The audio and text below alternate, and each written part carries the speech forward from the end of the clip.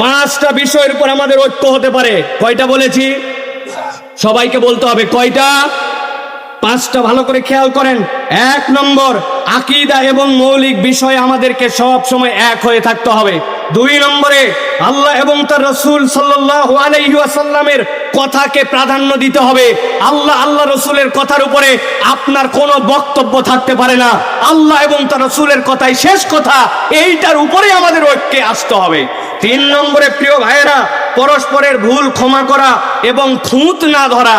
আমরা কেউ একটু কিছু করলেই তার ভুলকে বড় করে হাইলাইটস করে দেই, ছোট্ট একটু বিষয়কে ফুলায়া ফাপায়া আমার স্বার্থের বিরুদ্ধে গেলে ব্যাপক করে দেখায়। ভুলকে বড় করে দেখানো যাবে না, এটা শয়তানের ধোঁকা। চার নম্বর যেটা বলবো, উম্মার বৃহত্তর স্বার্থকে আপনার সবসময় প্রাধান্য দিতে হবে। উম্মার স্বার্থ যদি আপনি না দেখেন, তাহলে কখনো এই ঐক্য ভিত্তি প্রস্তর তার মজবুত হবে না। সর্বশেষ, শয়তানের ফাঁদ আছে তিনটা: হিংসা, অহংকার আর গীবত।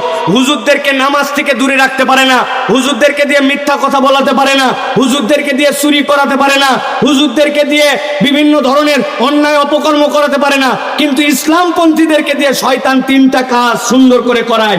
একটা হিংসা করাবে, আরেকটা অহংকার করাবে, আরেকটা গীবত করাবে।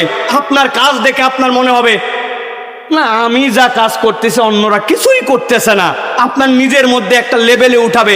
শয়তান যেইটা ঢুকছে, এইভাবে আমাদের ঐক্যকে বিনষ্ট করে দেয়। অতএব এই ফাঁদগুলা থেকে আমাদের বেঁচে থাকতে হবে।